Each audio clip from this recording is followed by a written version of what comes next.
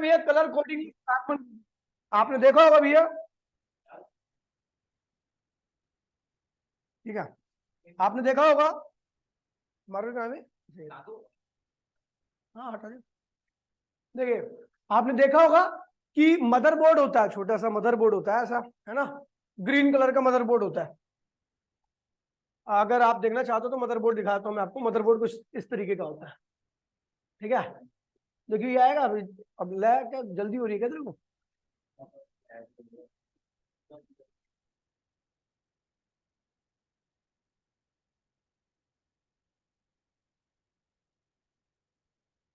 अरे यार,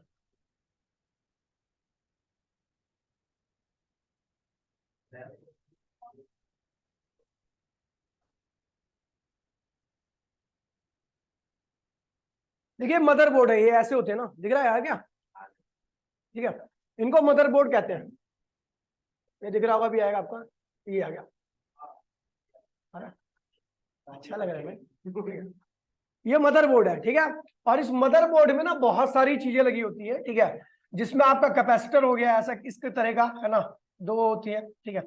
ऐसी आपका बहुत सारी चीज होती है, उसी में से एक होता है आपका रजिस्टर, इस तरीके का।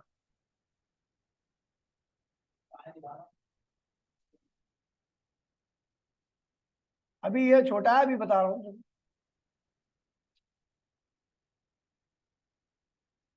इस तरीके का मदरबोर्ड में लगा होता है और उस पर कलर ऐसे होते हैं, देखा आपने? हाँ इस तरीके का होता है, मदरबोर्ड होता है, उसी पे ये लगे होते हैं, ठीक है। तो इसको कहते हैं कार्बन रजिस्टर। इसको क्या कहते हैं भैया? Carbon register. ये कार्बन रजिस्टर कहलाता है। इसका रेजिस्टेंस काफी ज्यादा होता है, साइज बहुत छोटा होता है, इसीलिए हम क्या करते हैं भैया, इसके ऊपर रेजिस्टेंस लिख नहीं सकते क्योंकि ये बहुत छोटा होता है। साइज बहुत छोटा होगा तो कहाँ लिखेंगे, तो इसलिए हम क्या करते हैं, उसके ऊपर कलर की कोडिंग कर देते हैं, और कलर की कोडिंग से पता लग जाता है कि इसका रेजिस्टेंस कितना है, ठीक है। इसी कलर की कोडिंग को हम कहते हैं colour coding of carbon register, ठीक है भैया। इस तरीके का मदरबोर्ड में होता है। अभी आपको और थोड़ा अच्छा सा व्यू दिखाते हैं मदरबोर्ड का। हम्म,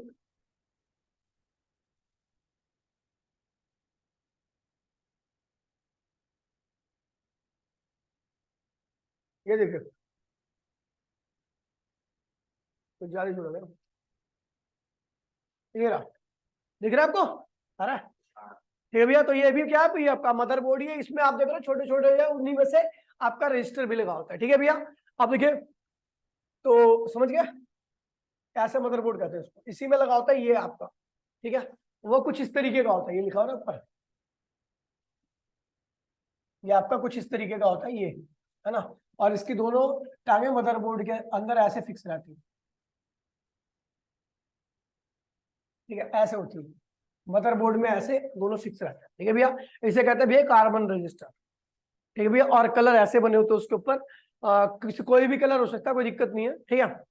तो हम कैसे पता लगाए कि भैया किस तरह क्या रेजिस्टेंस है उसका, कलर को देख करके, कलर की कोडिंग से हम कैसे पता लगाए कि उसका रेजिस्टेंस कितना है, तो निकालने का बड़ा आसान तरीका है, ठीक है, बहुत इजी तरीका है। तो यहाँ पर देखिए भैया, कलर ये हो सकते हैं, ब्लैक हो सकता है, brown, red, orange, yellow, green, blue, violet, grey, white, gold, silver और नो कलर, ठीक है भैया।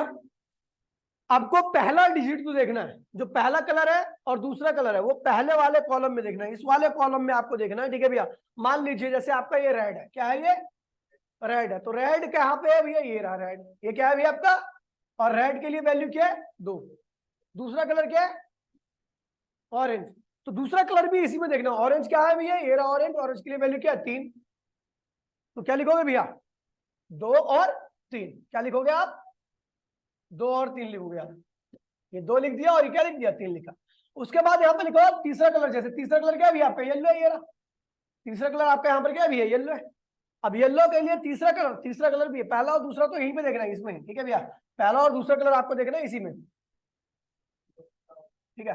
पहला दूसरा कलर यहाँ पर, लेकिन तीसरा कलर क्या है भैया? मल्टीप्लाई करनी है, तीसरे कलर के लिए क्या करनी है आपको? मल्टीप्लाई। और आपको इस वाले कॉलम में देखना थर्ड कलर, वहां पे लिखा हुआ थर्ड कलर, C3 मतलब थर्ड कलर। अब थर्ड कलर क्या है यहाँ पर? येलो है, क्या दिख रहा है भैया? येलो। तो येलो कहाँ पे है भैया? येलो के लिए भैया 10 की पावर 4 क्या करना है भैया? गुणा करके क्योंकि यहाँ पर मल्टीप्लाई लिखा हुआ है, तो इसलिए गुणा करके 10 की पावर क्या करोगे 4 लिखोगे। और लास्ट वाला कलर क्या है भैया, टॉलरेंस को दिखाता है। क्या दिखाता है? और ये जो दिखा हुआ है ये कैसा लग रहा है, सिल्वर। किस कलर का है भैया? सिल्वर है। क्या है ये? सिल्वर। सिल्वर के लिए टॉलरेंस रखी है यहाँ पर, सिल्वर के लिए क्या टॉलरेंस है, ±10%। तो प्लस माइनस क्या लिख दिया हमने, प्लस माइनस क्या लिख दिया हमने 10%। ये हो गया इसका रेजिस्टेंस। अच्छा यहाँ पर हम हमेशा पॉइंट के सिस्टम में लिखते हैं। जैसे 23 है ना, तो 23 को हम 23 नहीं लिखेंगे, हम लिखेंगे 2.3, और यहाँ पर 4 है तो क्या होगा 2, ये क्या होगा 5 हो जाएगा। समझिए भैया, ये हो गया आपका रेजिस्टेंस। कोई दिक्कत तो नहीं है। अब मैंने एक क्वेश्चन दिया था, मैंने कहा भैया एक रजिस्टर है, इसका रेजिस्टेंस बताओ, रेजिस्टेंस कितना है। ठीक है भैया, इसकी पहला कलर क्या है भैया, दूसरा, तीसरा रेड, और चौथा क्या है भैया, सिल्वर कलर है। क्या है भैया, सिल्वर कलर है। तो आपको बताना इसका रेजिस्टेंस क्या होगा। तो येलो के लिए क्या है भैया 4, लिख दिया 4। अगला क्या है भैया, ब्लू के लिए क्या है भैया 6, पहला दूसरा कलर तो यहीं पे देखना भैया 6 लिख दिया। फिर मल्टीप्लायर क्या लगाया भैया, गुणा। क्या लगाया भैया, गुणा। मल्टीप्लायर किसका, अगला कलर क्या है भैया रेड, रेड के लिए क्या है भैया मल्टीप्लायर में 10 की पावर 2, 10 की पावर 2 लिख दिया। लास्ट वाला कलर क्या है भैया, सिल्वर कलर है, सिल्वर कलर तो ±10%, और इसको क्या लिख दिया 4.6 गुणा 10 की पावर 3। ये हो गया आपका रेजिस्टेंस, इसे कहते हैं भैया कार्बन रेजिस्टेंस। आप देखिए ये आप इसको आपको बनाना है नॉर्मली, ठीक है भैया। और अब इसको याद करने का तरीका क्या है, कुछ भी नहीं है। BBROY क्या हो गया, BB Roy, Great Britain, very good wife. देखिए मैं सारी चीजों को हटा रहा हूं, ठीक है। बता देना मेरे को कोई फालतू काम की चिन्ह मिटे।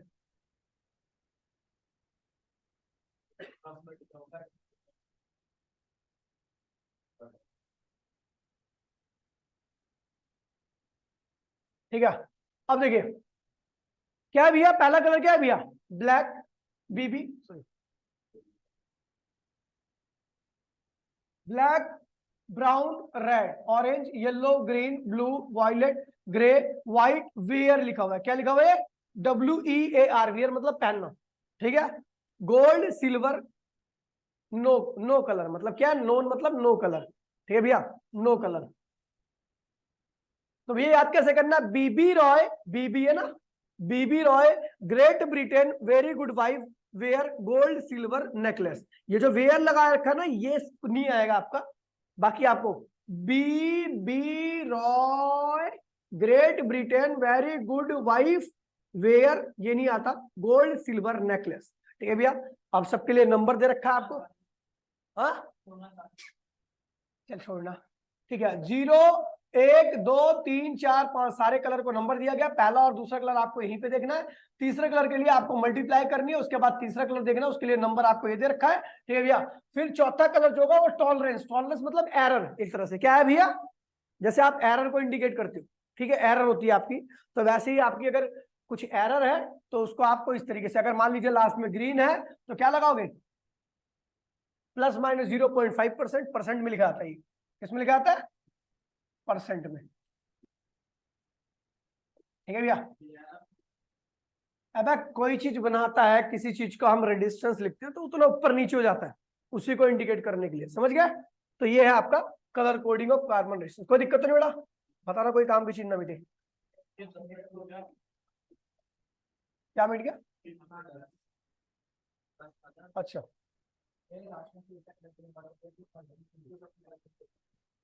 हाँ, नो कलर के लिए क्या लगा दोगे, नो कलर के लिए क्या लगाओगे 20%, क्या लगाओगे 20%, ठीक है भैया, ये हो गया। आगे बढ़े, आगे बढ़े भाई। दूसरा अगला टॉपिक है भैया जूल्स लॉ ऑफ हीटिंग। क्या है भैया, जूल्स लॉ ऑफ हीटिंग। आपने देखा होगा कंडक्टर के अक्रॉस में जैसे ही आप बैटरी जोड़ते हो थोड़ी देर बाद क्या होता है, कंडक्टर हीट कर जाता है, कंडक्टर क्या होता है, हीट कर जाता है। तो हीट करने का बड़ा बेसिक सा फंडा है, मैंने आपको बता दिया।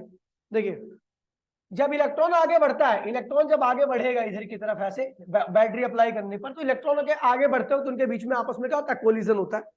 कोलिजन होगा तो काइनेटिक एनर्जी में क्या होता है, लॉस होता है, और जो लॉस होता है काइनेटिक एनर्जी में वही क्या होता है, हीट की फॉर्म में आता है। इसी प्रोसेस को हम जूल्स लॉ ऑफ हीटिंग कहते हैं। क्या कहता है भैया, यहाँ पर लिखा हुआ भैया,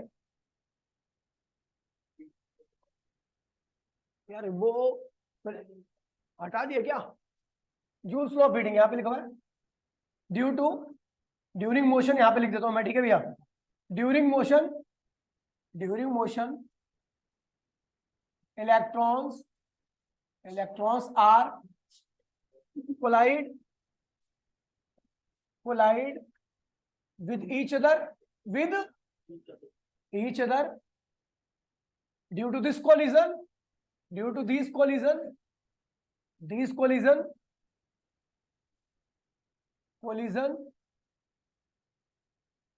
some kinetic energy of electron convert into heat energy.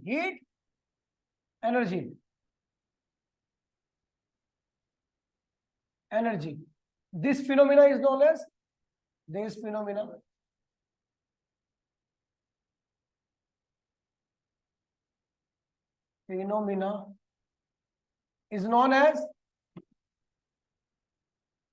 as joules law of heating. इसी को हम क्या कहते हैं भैया? Joules law of heating. तो ये जूल्स लॉ ऑफ हीटिंग हो गया कि जब इलेक्ट्रॉन आगे बढ़ते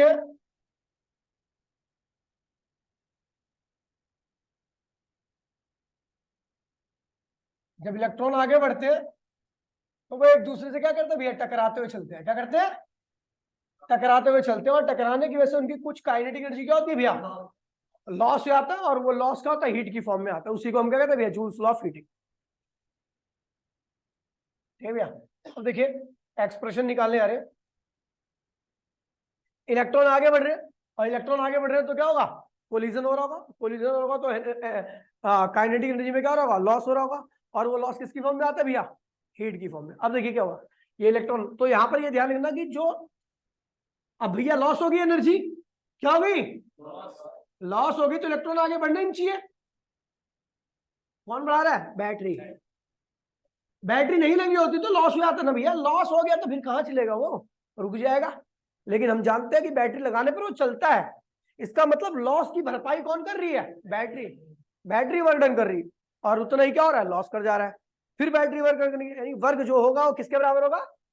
work done by battery equals to heat loss. क्या है भैया? तो भैया वर्क डन इलेक्ट्रिसिटी में जो वर्क डन होता है वो पोटेंशियल इनटू में चार्ज के प्रोडक्ट के क्या होता है भैया? बराबर होता है. ठीक है भैया. आपको पता है transfer of charge in time T. अगर मैं बात करूं तो चार्ज ट्रांसफर अगर टाइम टी में देखें, अच्छा इस सर्किट में करंट कितना है? आई है. तो आई क्या होता है? चार्ज अपॉन में टाइम. ठीक है भैया. तो चार्ज क्या होगा? करंट इनटू में टाइम. इतना चार्ज का ट्रांसफर हुआ टी टाइम में. तो भैया अपने को पता है भैया टी टाइम में एनर्जी का भी लॉस हुआ होगा क्योंकि कोलिजन हुआ होगा. और उसकी भरपाई किसने की होगी? बैटरी ने. तो बैटरी ने जो वर्क किया क्या किया होगा? इतना ही किया होगा. तो भैया क्या होगा? हमने क्या किया? ये इस वाले फॉर्मूले में पोटेंशियल ऐसे ही रहने दिया और चार्ज की वैल्यू को क्या लिख दिया? I T. ठीक है भैया. और यहाँ पर पोटेंशियल की वैल्यू को क्या आपको पता? पोटेंशियल क्या होता है? आई स्क्वायर आर. और ये आई टी तो क्या होगा? वर्क का फॉर्मूला, वर्क या हीट का फॉर्मूला क्या हो गया? आई स्क्वायर आर टी. ये क्या भैया? जूल में आता है. क्या आंसर आता है आपका? अगर इसको कैलोरी में चाहिए तो जूल को क्या करो भैया? 4.1.8 से डिवाइड कर दीजिए. समझ गया भैया? जो फालतू की चीजें बताना भाई बेटा, कोई दिक्कत तो नहीं है?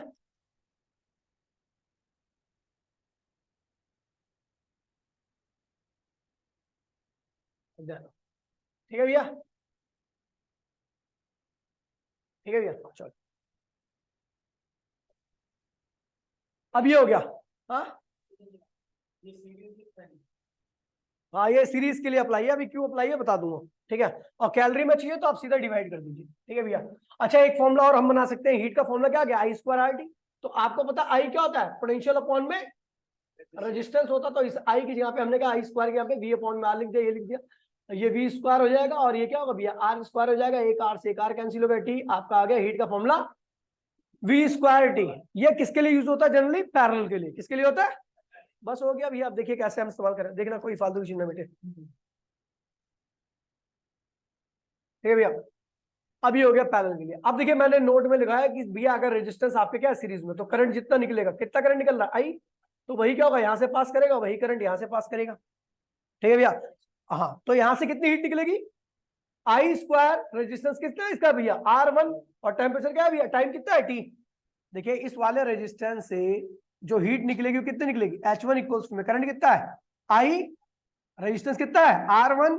टेम्परेचर टाइम क्या है? टी. कोई दिक्कत तो नहीं है? तो उस वाले रेजिस्टेंस से आपकी इतनी हीट निकली. कोई दिक्कत तो नहीं भैया? अब वही करंट क्या होगा? वही करंट जो आई यहां से पास करके गया है, वही करंट क्या होगा, इस वाले रेजिस्टेंस से ही पास करेगा। रेजिस्टेंस कितना है इसका, R2, करंट कितना है I, और टाइम कितना है भैया T है। तो हीट कितनी निकलेगी, I² RT। कोई दिक्कत तो नहीं है, ठीक है। क्या कटेगा, चलो T लिख देते हैं, T ये रहा, और यहां पर भी टाइम क्या है भैया, T है। ठीक है भैया, ये हो गया। तो भैया इसको भी टाइम T दिया, इससे भी जो हीट निकली इससे निकली और इससे निकली। तो आपको पता है भैया हीट क्या उसी क्वांटिटी होती है, स्केलर या वेक्टर। हीट कैसी क्वांटिटी है, स्केलर या वेक्टर, स्केलर क्वांटिटी है। और स्केलर क्वांटिटी को आप डायरेक्टली ऐड कर सकते हो। तो इसलिए क्या होगा भैया, टोटल हीट निकालने के लिए क्या करोगे, H1 प्लस H2। हीट क्या है भैया, स्केलर क्वांटिटी, इसलिए H1 प्लस H2। H1 की वैल्यू क्या रखी थी, I² R1T, और H2 की वैल्यू क्या होगी, I² R2T।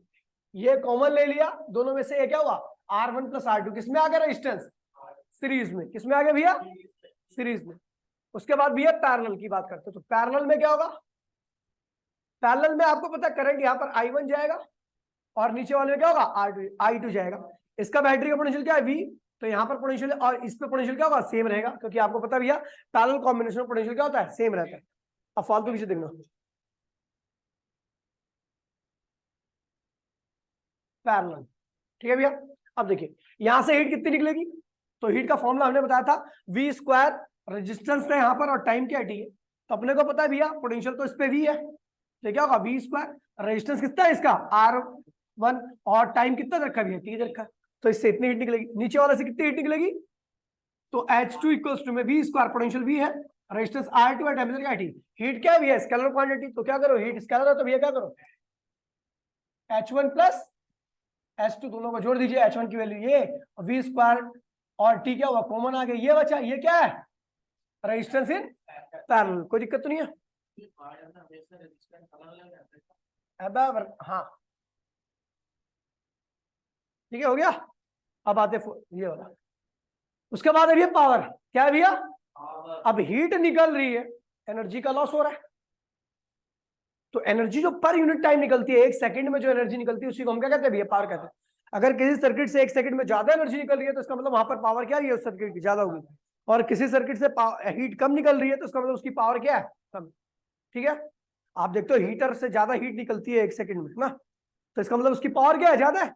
आप जानते हो हीटर की जो पावर होती है, 1000 वाट का हीटर होता है, 500 वाट का हीटर होता है, गीजर वगैरह, ये वाट में इनकी पावर क्या होती है, बहुत ज्यादा होती है। ठीक है, तो rate of loss of heat या emission of energy in, emission of energy in एक सेकंड में जो एनर्जी का एमिशन होता है, अब उसको निकालने के लिए हीट अपॉन में टाइम, वर्क अपॉन में टाइम, एनर्जी अपॉन में टाइम, ये फॉर्मूला है। ठीक है भैया, ये सब पावर के फॉर्मूले हैं। क्या है, अच्छा इंस्टेंटेनियस पावर क्या होती है, तो DH अपॉन में DT, DE अपॉन में DT, या DW अपॉन में DT। ठीक है भैया, ये इंस्टेंटेनियस पावर है। SI यूनिट क्या होती है भैया, तो आपको पता है इन सब की क्या होती है भैया, जूल, और नीचे क्या है, टाइम है, तो क्या होगा, सेकंड, जूल पर सेकंड, या नॉर्मली आप लिखते हो भैया वाट। कैसी क्वांटिटी भैया, स्केलर क्वांटिटी। क्या है भैया, इसके 3 फॉर्मूले भी है हमारे पास। ठीक है, पावर क्या होती है भैया, हीट अपॉन में टाइम। हीट का फॉर्मूला हमने क्या निकाला, I² RT, तो T से T क्या हुआ, कैंसिल हो गया, तो क्या I² R। ये किसमें यूज करोगे आप, सीरीज में। ठीक है भैया, अच्छा पावर का फॉर्मूला अभी हमने देखा I² R, तो हमने I की जगह पे क्या लिख दिया, V बाय में R, तो V बाय में R लिख दिया, और ये आपको पता है V² अपॉन में R², V² R से R कैंसिल हो गया। तो ये किसमें यूज करना है भैया, पैरेलल में। समझ गए। एक पावर का फॉर्मूला आप और जानते हो, I² R, तो I को हमने क्या किया, I² है तो एक बार I, 2 बार I, तो IR क्या होता है भैया, V हो जाता है। और ये हो गया आपका फॉर्म स्लो हो गया, सुगर कहीं के, चुप।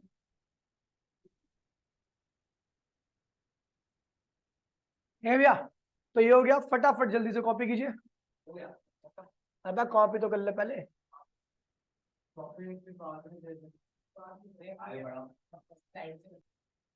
पावर आपको किसमें निकालनी है, इसमें निकालनी है। अब तेरे को कह रहा हूँ, पावर किसमें निकालनी है भैया, बेटा यहाँ से पावर कितनी निकल रही है, P1 इक्वल्स टू में क्या होगा, I² R1। यहाँ से पावर इतनी निकल रही है, यहाँ से पावर कितनी निकलेगी, I² R2। टोटल पावर क्या होगी, P1 प्लस P2। P1 की वैल्यू क्या भैया आई स्क्वायर R1 और एक होगा आई स्क्वायर कॉमन ले लीजिए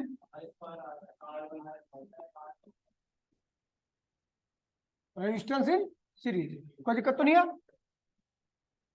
अब देखें पैरेलल में, अभी ये बड़ा आसान लग रहा है, क्वेश्चन कराऊंगा ना परसों, तो छुट्टी रहेगी, परसों टेस्ट लगा, पहले बता दे रहा हूँ सेकंड चैप्टर का पूरा अच्छे से पढ़ लेना, कोई मिस नहीं करेगा टेस्ट में, बता रहा हूँ, तो बता रहा हूँ 100 रुपये फाइन लगा दूंगा और मैं लूंगा 100 रुपये, हाँ सुअर बना दूंगा मार मार के, 100 रुपये दे दियो, कोई बात नहीं, बताइए। हाँ मुझे नहीं पता, टेस्ट देना है मतलब देना है।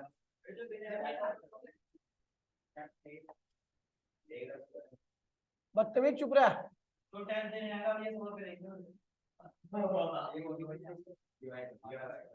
R2 देखिए बैटरी का पोटेंशियल क्या है अभी, तो यहाँ पर भी और यहाँ पर भी क्या होगा अभी, ठीक है, तो यहाँ से पावर कितनी निकलेगी P1 V स्क्वायर अपॉन में R1 और यहाँ से पावर कितनी निकलेगी V स्क्वायर अपॉन में R2, टोटल पावर क्या होती है P1 प्लस स्केलर है भैया, जोड़ दो V स्क्वायर अपॉन में R1 और क्या होगी V स्क्वायर अपॉन में R2, V square common 1 bye में R1 प्लस क्या होगा भैया टोटल पावर इक्वल टू में V स्क्वायर अपॉन में R इन पैरेलल, कोई दिक्कत तो नहीं बेटा, तो यहीं तक रहने देते हैं, मैं आपको पेज भेज देता हूँ, ठीक है।